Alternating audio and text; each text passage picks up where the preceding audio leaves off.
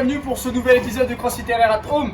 On est très heureux de vous retrouver, d'accord. Ça nous fait très plaisir de vous proposer une nouvelle séance encore aujourd'hui, comme chaque jour depuis le début du confinement.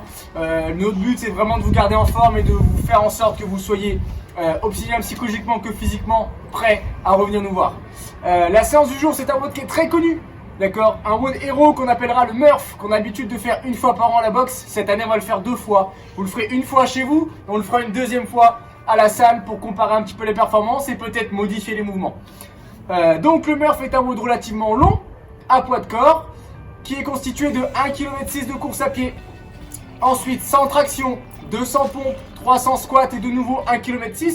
Le tout avec un gilet lesté de 9 kg pour les garçons et un gilet lesté de 9 kg pour les filles. Pour la course à pied, soit 1,6 km, soit 16 fois 100 mètres, 8 fois 200 mètres en fonction de la distance que vous pouvez avoir proche de chez vous, tout en allant courir de manière sécurisée, d'accord, sans forcément croiser personne ou se faire embêter par la police. Il faut vraiment trouver une zone où vous êtes sûr de pouvoir courir sans être embêté et sans croiser ni déranger personne. C'est très important de garder la sécurité. Si vous ne pouvez pas courir, on fera 4 fois 1 minute de travail, 1 minute de repos de tipping, donc principalement petits appuis, montée de genoux. D'accord, pendant 1 minute, ensuite 1 minute de repos, maximum d'appui au sol, et ça sur 8 minutes. Donc 4 fois 1 minute de travail, 4 fois 1 minute de repos.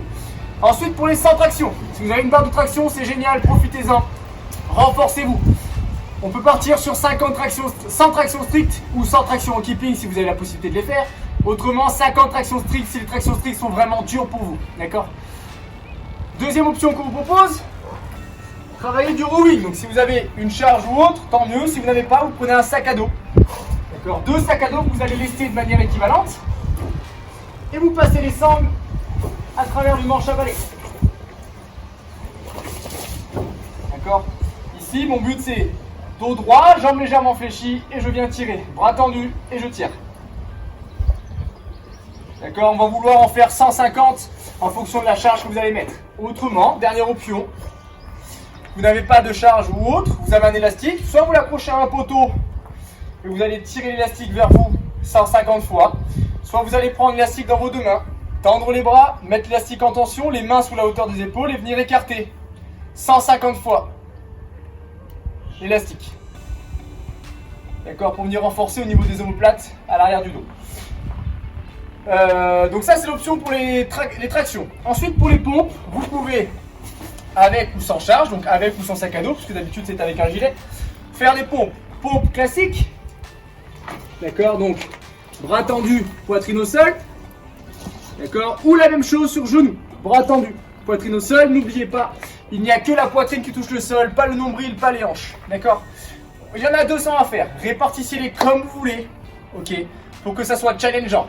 Vaut mieux des petites séries régulières que des grandes séries qui vont exploser très vite pour arriver à difficilement faire le 200. Ok, vaut mieux commencer sur des petites séries de 2, 5, 10, 15 plutôt que faire 2 séries de 30 ou de 50 et exploser en cours de route. Une fois qu'on a fait ça, on a 300 squats à faire. Je me place dos droit. Je peux garder ma charge ou pas, hein, d'accord. Donc si je la mets au début, je vais essayer de la garder jusqu'au bout, sinon je ne la mets pas du tout. 300 squats avant de retourner courir 1,6 km. Voilà le challenge du jour. On a hâte de voir un petit peu ce que ça donne pour vous. On a hâte de voir un petit peu vos performances. N'hésitez pas à vous filmer pour nous montrer un petit peu le matériel que vous avez utilisé. D'accord, nous on a des sacs à dos, des bidons d'eau, on fait simple avec ce qu'on a. N'hésitez pas à nous montrer ça. On a vraiment hâte de pouvoir voir un petit peu ce que ça donne, de vous proposer ce challenge qui est assez long, mais qui est un entraînement vraiment très intense.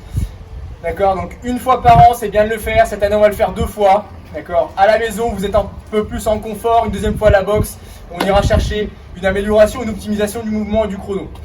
Voilà, on vous présente ce WOD d'aujourd'hui. On a très hâte de pouvoir vous retrouver très vite à la boxe. En attendant, prenez soin de vous et entraînez-vous fort.